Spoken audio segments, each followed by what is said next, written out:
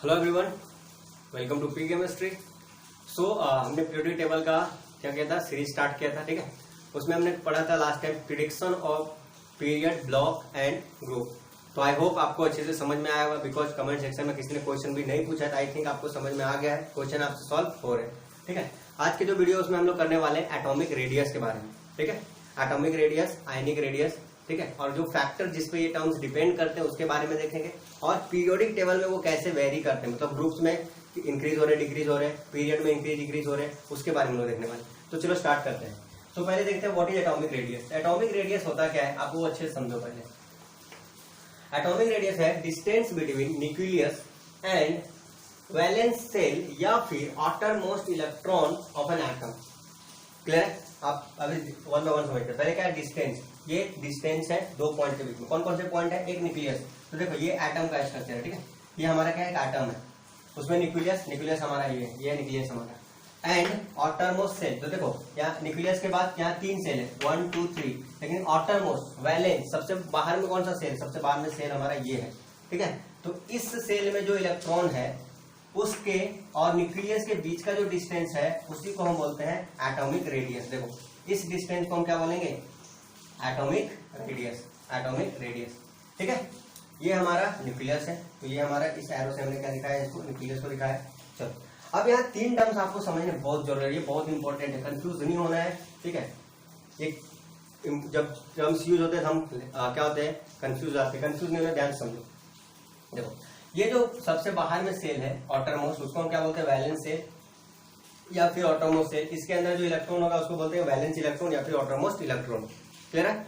Next जो है वो हमारा है पेनल्टीमेट सेल। देखो जो भी आपका सबसे बाहर वाला सेल होगा, आउटर मोस्ट सेल के जस्ट अंदर वाले सेल को हम बोलते हैं पेनल्टीमेट सेल। जैसे अगर इस सेल को n मान ले, n, तो n-1, ये n आपका क्या हो गया, ये हो गया n, तो n-1, n में से एक कम कर दो, एक अंदर आ जाए तो हो जाएगा n-1 आपका क्या हो जाएगा, पेनल्टीमेट सेल। और एक और अंदर जाते हैं तो उसको बोलते हैं pre penultimate shell.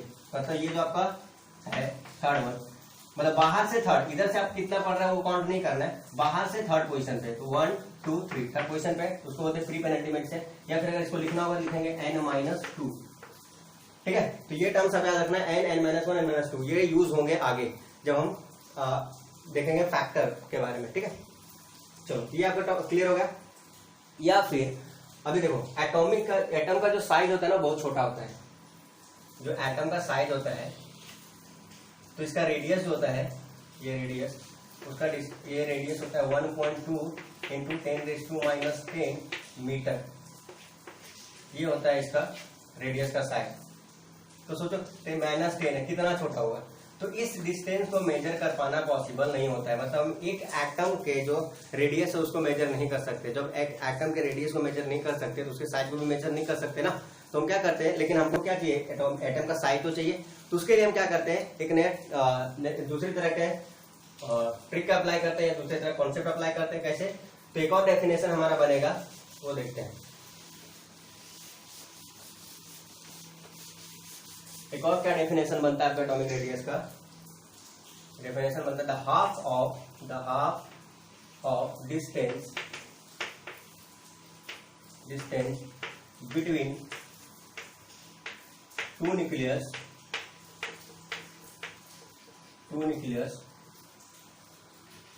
Of bonded atom.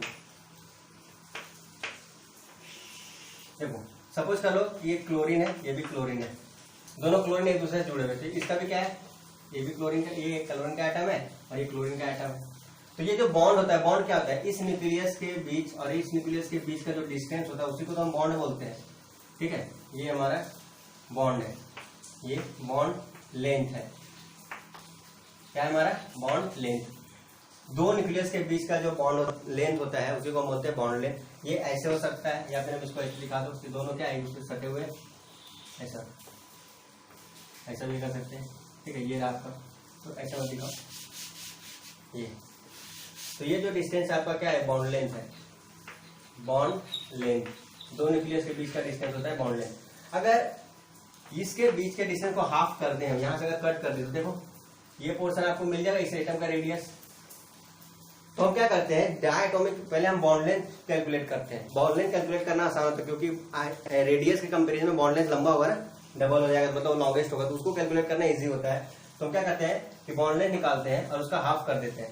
तो जैसे Cl2 का मॉलिक्यूल है, Cl2 का जो बॉन्ड लेंथ है, Cl2 का बॉन्ड लेंथ होता है 198 पिकोमीटर, ठीक है, ये इसका बॉन्ड लेंथ है।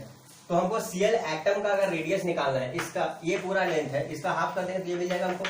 तो अगर इस बॉन्ड लेंथ को हम, तो अगर हमारा एटॉमिक रेडियस निकालना है, एटॉमिक रेडियस यार मतलब एटॉमिक रेडियस, तो क्या करेंगे 198 पिकोमीटर डिवाइडेड बाय 2, तो कितना आ जाएगा 99 पिकोमीटर। तो हम बोल सकते हैं कि एक क्लोरीन एटम जो है उसका, एक क्लोरीन एटम जो है इसका रेडियस कितना है 98 पिकोमीटर। क्लियर आपका? पीएम मतलब प्राइम मिनिस्टर नहीं, पिकोमीटर। क्लियर? तो this is the unit of length, bond length या रेडियस। तो आपको एटॉमिक रेडियस क्लियर हो गया। चल, तो ऐसे क्या करना है आपको, डायटोमिक फॉर्म में पहले डायटोमिक के बीच डायटोमिक बॉन्ड लेंथ निकालना है, उसके बाद आपको उसका हाफ कर देना है। तो फॉर्मूला होता है हाफ। तो अगर मैं फॉर्मूले के टर्म में यहां लिखूं, क्या लिखूंगा, half of bond length is equal to atomic radius. आधा कर देंगे तो क्या मिल जाएगा आपको, एटॉमिक रेडियस मिल जाएगा। ठीक है, चलो अब हम बात करते हैं मेटालिक रेडियस के बारे में। ठीक है, मेटालिक रेडियस, मेटालिक रेडियस।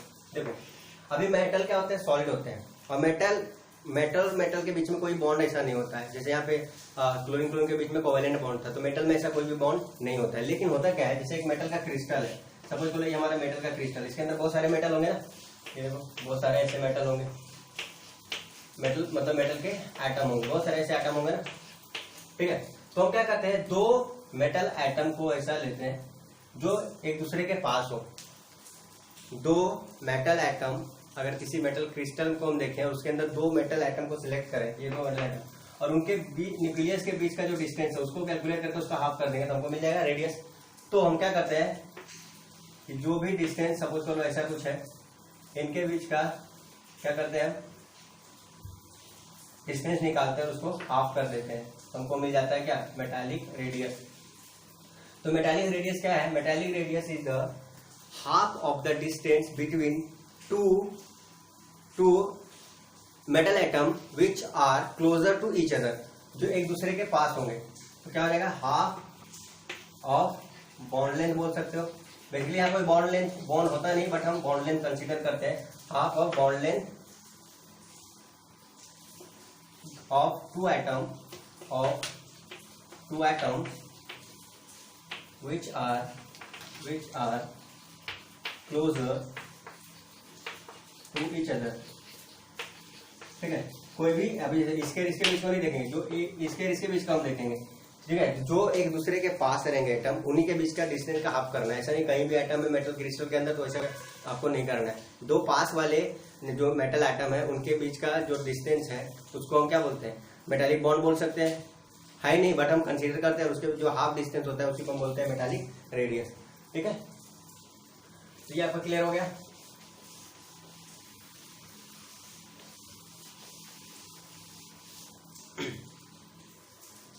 अब देखो नेक्स्ट आते हैं हम, हाँ एक और है वंडर वॉल रेडियस।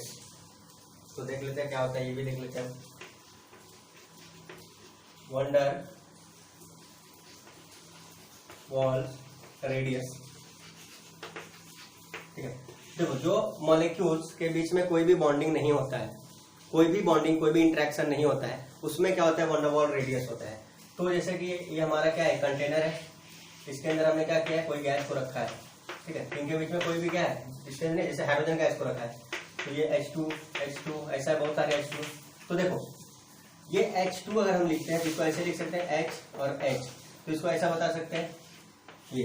अगर हमको इसमें एटॉमिक रेडियस निकालना होगा, इसका हाफ करेंगे, एटॉमिक रेडियस निकल गया। ठीक है, बट अगर हमको वंडरवॉल रेडियस निकालना है तो क्या करना होगा, वंडरवॉल रेडियस के लिए हम क्या करते हैं, दो H2 मॉलिक्यूल लेंगे, H2 मॉलिक्यूल और H2 मॉलिक्यूल।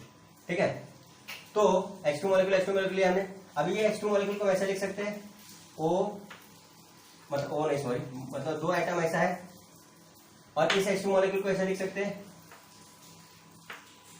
ठीक है। तो अगर ये हाफ करेंगे तो हमको एटॉमिक रेडियस मिल जाएगा, बट हमको निकालना है वंडरवॉल रेडियस। तो वंडरवॉल रेडियस क्या होता है, जैसे देखो दो यहाँ पे H2 मॉलिक्यूल, ये दोनों H2 मॉलिक्यूल जितना एक दूसरे के पास आ सकते हैं, ठीक है। सपोज कर लो कि इतने पास आ गए, अब इससे ज्यादा पास आएंगे तो रिपल्सन स्टार्ट हो जाएगा, इसके पास भी इलेक्ट्रॉन होगा, इसके पास भी इलेक्ट्रॉन होगा, तो रिपल्सन स्टार्ट होगा, तो इससे ज्यादा पास नहीं आ सकता है। तो जब नियरेस्ट डिस्टेंस जितना एक दूसरे के क्लोज आ सकते हैं, उस टाइम पे इन दोनों के बीच जो दूरी डिस्टेंस होगा, मतलब इन दोनों मॉलिक्यूल के बीच जो डिस्टेंस, तो इसका सेंटर हम यहाँ कंसीडर करते हैं, इसका सेंटर यहाँ कंसीडर करते हैं, ठीक है। तो ये सेंटर और इसका जो हाफ डिस्टेंस होगा वो होगा हमारा वंडरवॉल रेडियस। क्या हो जाएगा, वंडरवॉल रेडियस। समझ में आया। दो नॉन बॉन्डेड मॉलिक्यूल्स या नॉन बॉन्डेड एटम्स जो कि बॉन्डिंग नहीं करते हैं, उनके बीच के डिस्टेंस का हाफ जो होता है वो होता है हमारा वंडरवॉल रेडियस। तो इन शॉर्ट हम क्या बोल सकते हैं कि हमारा कंक्लूजन क्या निकलता है, और ये जो कंक्लूजन है बहुत इंपॉर्टेंट है, डायरेक्ट क्वेश्चन पूछा जा सकता है, which of the following is correct. तो हमारा जो आर वंडरवॉल है, मतलब वंडरवॉल रेडियस जो होता है, van der Waals radius is greater than R covalent. देखो H2 के Cl2 के बीच में हमने जो निकाला था रेडियस वो क्या था, कोवेलेंट था, या फिर एटॉमिक रेडियस उसको बोल सकते हैं, कोवेलेंट रेडियस बोल दो या फिर एटॉमिक रेडियस बोल दो, आर एटॉमिक या फिर आर कोवेलेंट, ठीक है, दोनों सेम है। तो ये आपको याद रखना है कि कोवेलेंट जो होता है, मतलब वंडरवॉल जो रेडियस होता है वो ऑलवेज बिगर होता है, लार्जर होता है देन कोवेलेंट या फिर एटॉमिक, ठीक है। चलो ये हो गया आपका। अब हम चलते हैं फैक्टर्स, कौन कौन से फैक्टर है जिसपे हमारा एटॉमिक रेडियस या एटॉमिक साइज डिपेंड करेगा। तो फैक्टर अफेक्टिंग एटॉमिक साइज और रेडियस। तो फर्स्ट जो फैक्टर है वो है चार्ज, चार्ज ऑन न्यूक्लियस। तो आपको याद रखना है कि जो एटॉमिक रेडियस है, एटॉमिक रेडियस या साइज बोलो, डायरेक्टली प्रोपोर्शनल होता है चार्ज का। मतलब क्या है कि जितना ज्यादा, जैसे ये हमारा एटम है इस, और ये हमारा न्यूक्लियस है, ये न्यूक्लियस आपका, ये हमारा वैलेंस इलेक्ट्रॉन है, तो इलेक्ट्रॉन पे नेगेटिव चार्ज, ये है प्लस चार्ज। तो जितना ज्यादा प्लस चार्ज, न्यूक्लियस का चार्ज कहने का मतलब क्या है, न्यूक्लियस चार्ज, ये चार्ज किसका है, न्यूक्लियस चार्ज। तो लिखते हैं न्यूक्लियर चार्ज। तो न्यूक्लियर पे कौन सा चार्ज है, प्लस चार्ज। तो जितना ज्यादा ये प्लस चार्ज बढ़ेगा उतना ही स्ट्रांगली क्या करेगा, इस माइनस को अपनी तरफ अट्रैक्ट करेगा, ठीक है। तो एटॉमिक जो साइज होता है वो डायरेक्टली प्रोपोर्शनल होता है न्यूक्लियर चार्ज का। जितना ज्यादा न्यूक्लियर चार्ज होगा उतना ज्यादा क्या होगा, उतना उल्टा हो गया, जितना ज्यादा न्यूक्लियर चार्ज होगा उतना कम होगा ना रेडियस, वो अपनी तरफ खींच लेगा, ऐसा आ जाएगा, कंप्रेस हो जाएगा, तो इनवर्सली प्रोपोर्शनल हो जाएगा, inversely proportional to nuclear charge, ठीक है। एटॉमिक साइज इनवर्सली प्रोपोर्शनल होता है न्यूक्लियर चार्ज का। न्यूक्लियर चार्ज जितना ज्यादा होगा ये इलेक्ट्रॉन को अपनी तरफ उतना स्ट्रांगली पुल करेगा, और जब स्ट्रांगली पुल करेगा क्या होगा, साइज छोटा हो जाएगा, मतलब एटॉमिक साइज छोटा हो जाएगा, ठीक है। चलो सेकेंड है हमारा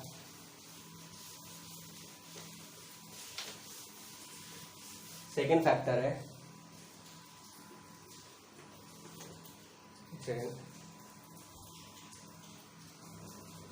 सेकेंड फैक्टर हमारा number of shell, number of shell.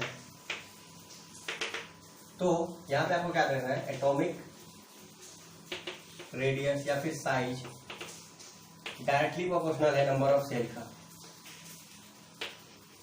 Number of cell, ये आपको याद रखना है, इंपॉर्टेंट है, ठीक है। अभी कैसे हम इसको सेटिस्फाई करवाते हैं, पहले देखो ये हमारा क्या है, एटम है, यहाँ पे न्यूक्लियस है, ये हमारा न्यूक्लियस है। और हम बात करते हैं सेल के बारे में, ये वो सेल, ये थर्ड सेल, ये फोर्थ सेल, ऐसा सेल। तो अगर नंबर ऑफ सेल इंक्रीज करेगा, नंबर ऑफ सेल इंक्रीज करते हैं तो क्या होगा, पहले 3 था अभी 4 आया, तो हमारा ऑटोनोमस सेल अभी ये बन गया। अगर 5th आएगा तो ऑटोनोमस सेल यहाँ आ जाएगा। तो नंबर ऑफ सेल अगर इंक्रीज करेगा तो इसका मतलब क्या हुआ कि ऑटरमोस्ट सेल इंक्रीज कर रहा है। तो ऑटरमोस्ट सेल इंक्रीज कर रहा है तो यहाँ अभी इलेक्ट्रॉन यहाँ आ गया, पहले यहाँ इलेक्ट्रॉन था और यहाँ न्यूक्लियस था, ये डिस्टेंस कम था, बट अभी क्या हुआ, सेल बढ़ गया तो इलेक्ट्रॉन ऑटरमोस्ट इलेक्ट्रॉन ये इलेक्ट्रॉन तो यहाँ है, बट इलेक्ट्रॉन हमारा ऑटरमोस्ट इलेक्ट्रॉन कौन सा बनेगा, जो इस सेल में इलेक्ट्रॉन होगा वही बनेगा ना, ठीक है। तो ये हमारा जो ऑटोनोमस इलेक्ट्रॉन, देखो पहले डिस्टेंस ये था, अब हमारा जब से सेल इंक्रीज किया तो हमारा डिस्टेंस ये बन गया, इसको हम R1 मानते हैं, इसको R2। तो देखो R2 is greater then R1। मतलब क्या है कि जैसे जैसे आप नंबर ऑफ सेल को इंक्रीज करवाओगे एटॉमिक रेडियस इंक्रीज हो जाएगा, बढ़ जाएगा, है ना। तो ये हमारा सेकेंड फैक्टर था। और थर्ड फैक्टर हमारा है शील्डिंग इफेक्ट। थर्ड फैक्टर क्या है, शील्डिंग और स्क्रीनिंग इफेक्ट। अभी क्या है वो देखते हैं, इसको पहले एक्सप्लेन कर लेते हैं। इफेक्ट और restriction, restriction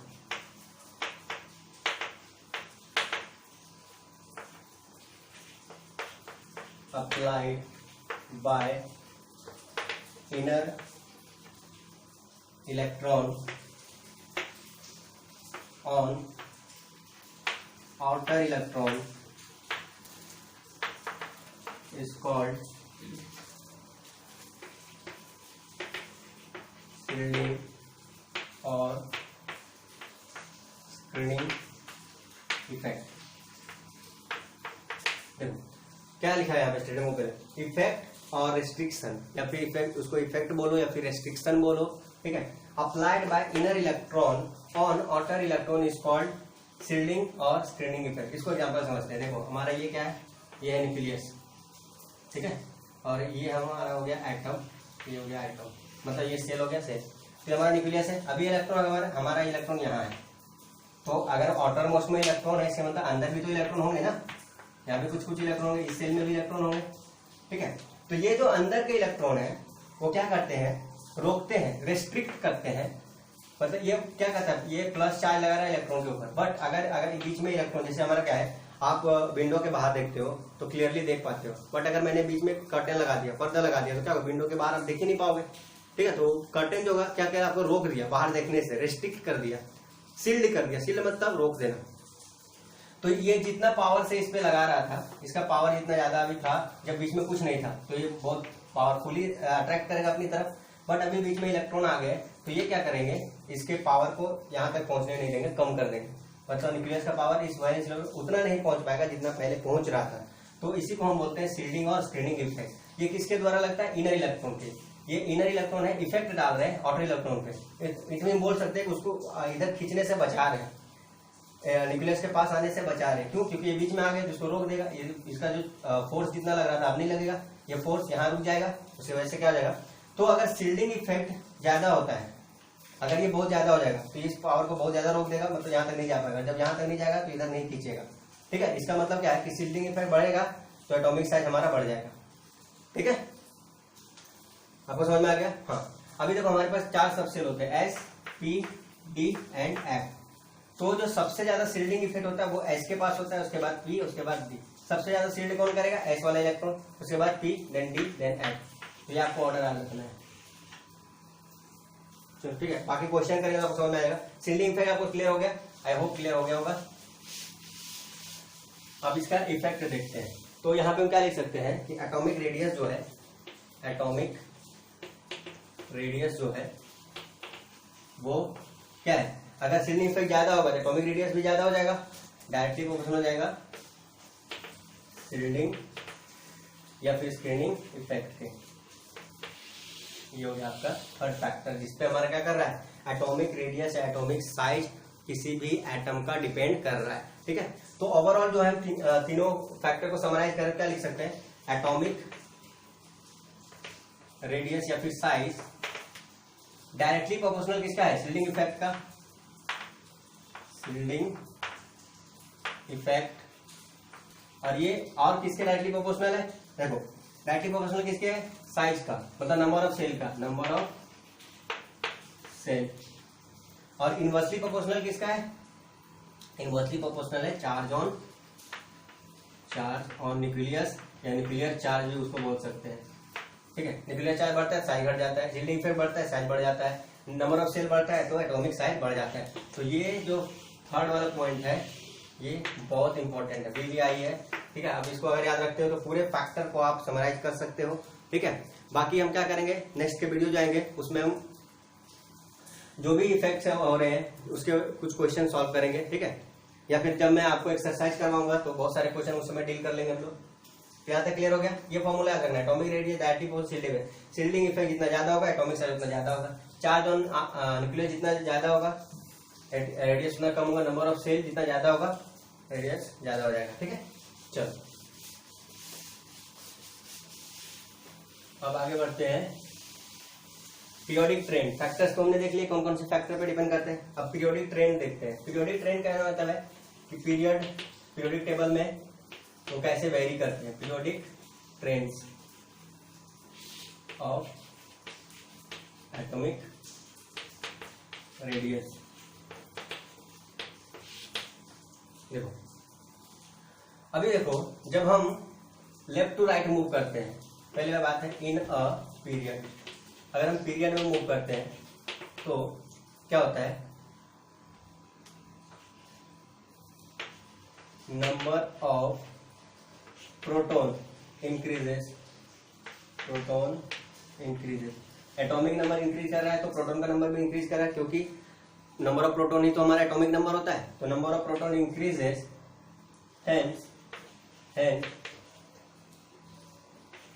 nuclear charge increases,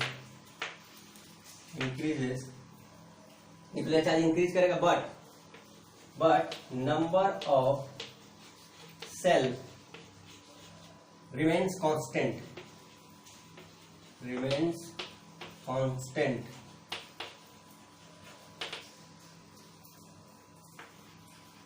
and hence atomic size decreases। देखो अभी आप पहले स्टेटमेंट सुनो, नंबर ऑफ प्रोटॉन इंक्रीज करता है मतलब न्यूक्लियर चार्ज इंक्रीज करता है, और अगर न्यूक्लियर चार्ज इंक्रीज करेगा तो अभी हमने पढ़ा कि न्यूक्लियर चार्ज इंक्रीज करता है तो साइज डिक्रीज करता है, लेकिन उसमें एक और फैक्टर था number of cell.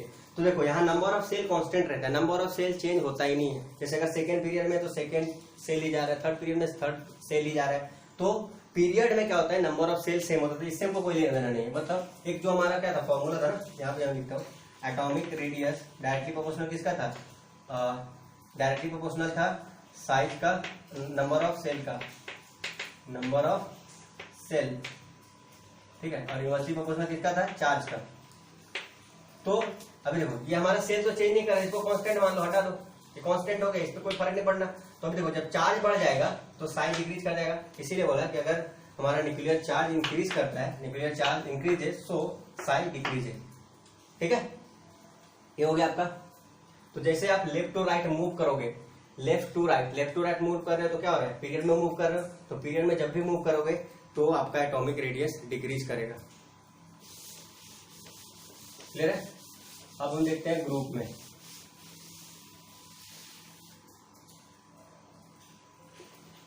In a group में क्या होता है, number of shell increases on moving top to bottom in a group, number of cell increases and number of proton, that means atomic number, also increases, but nuclear charge predominates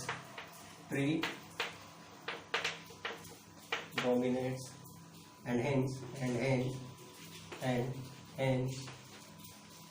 size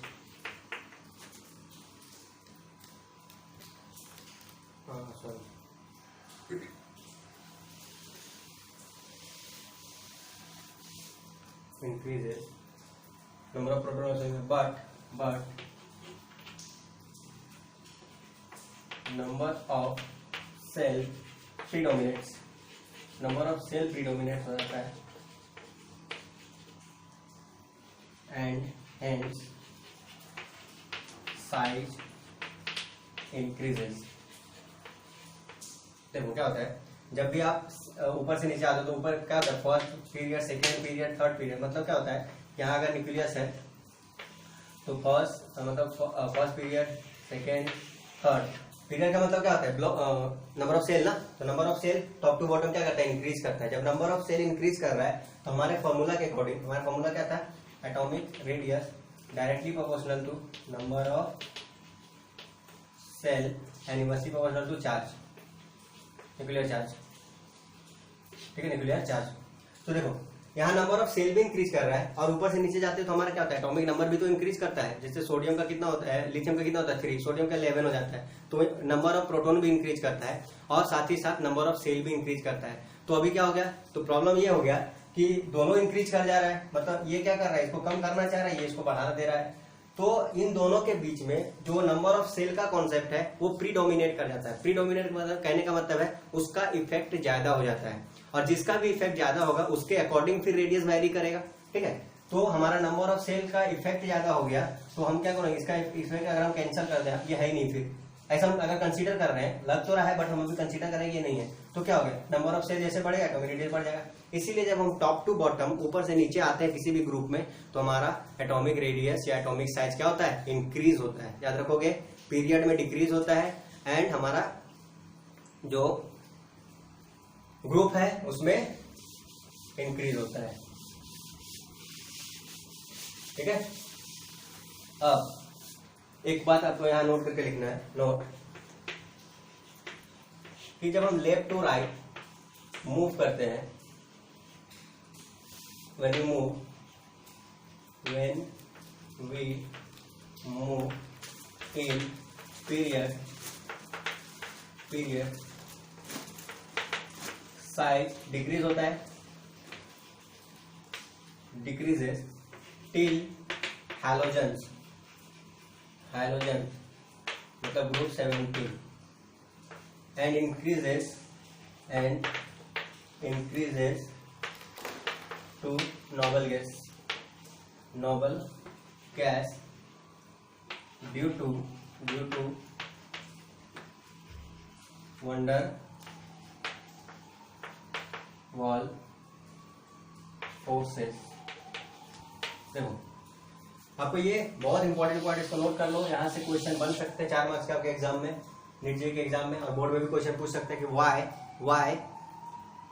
why noble gases has higher size या larger size than in comparison to other elements। जितने भी elements हैं मतलब group 71 से 17 तक है तो size हमारा डिक्रीज करता गया, लेकिन जैसे 17 के बाद 18 में जाते हैं 18 का साइज इंक्रीज, जैसे अगर सपोज करो इसका 10 मीटर है, 10 पिकोमीटर है तो इसका 20 पिकोमीटर ऐसा हो जाता है, या फिर ऐसा बोलो कि 15 पिकोमीटर है तो साइज बढ़ जाता है। क्यों बढ़ जाता है, क्योंकि हमारा जो यहाँ है ये जो कंपाउंड है इसमें हमारा आता है कोवेलेंट रेडियाई, मतलब कोवेलेंट बॉन्ड काम करता है, कोवेलेंट फोर्स काम करता है, बट यहाँ पे हमारा क्या होता है, वंडर वॉल रेडियाई यानी वंडर वॉल फोर्सेस काम करते हैं। तो due to van der Waals forces इसका साइज बढ़ जाता है। तो जहां भी वंडर वॉल फोर्सेस होगा वहां वंडर वॉल रेडियाई काम करेगा। और अभी हमने पढ़ा कि वंडर वॉल रेडियस लार्जर होता है इन कंपेरिजन टू कोवेलेंट, तो जब इसका रेडियस ही लार्जर हो गया तो साइज ऑटोमेटिक लार्ज हो गया ना, ठीक है। तो इसीलिए हमारा ग्रुप 18 का जो एलिमेंट है उसका साइज लार्जर होता है in comparison to other elements, ठीक है।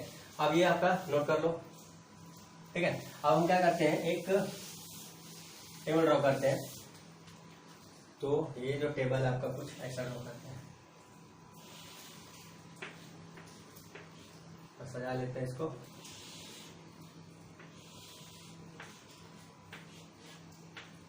ये हो गया।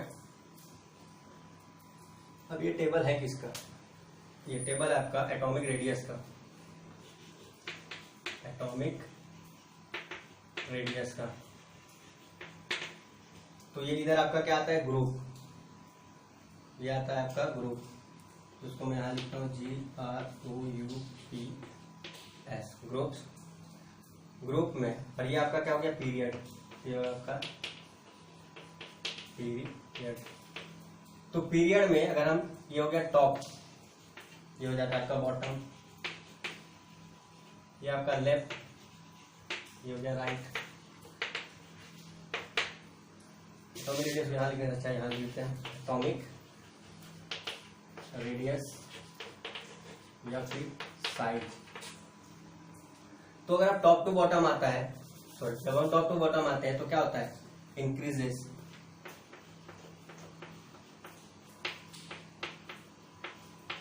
इंक्रीजेस। टॉप टू बॉटम जाते हैं तो साइज क्या होता है, इंक्रीज, साइज बोलो एटॉमिक रेडियस बोलो, इंक्रीज करता है। और हम लेफ्ट टू राइट जाते हैं पीरियड में तो क्या होता है, डिक्रीजेस। ठीक है, तो आप ये याद रखोगे, इधर डिक्रीज हो रहा है और इधर इंक्रीज हो रहा है।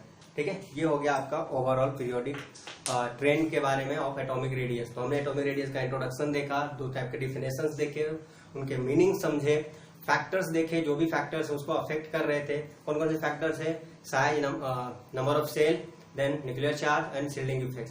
तो ये सारे फैक्टर्स थे जो उसको इफेक्ट कर रहे थे। शील्डिंग इफेक्ट को समझा, बहुत सारे टर्म्स हमने समझे। तो ये जो टॉपिक है ओवरऑल बहुत इंपॉर्टेंट, अगर आप इनऑर्गेनिक केमिस्ट्री में आगे बढ़ना चाहते हो, क्वेश्चन सॉल्व करना चाहते हो, तो ये सारे terms, atomic radius, ionization, enthalpy, electronegativity, ये सारे टर्म्स आपको बहुत ही क्लियर होने चाहिए, तभी जाके आप आगे अच्छे से अटेंड कर पाओगे, क्वेश्चन कर पाओगे। ठीक है, तो इस वीडियो में यही तक।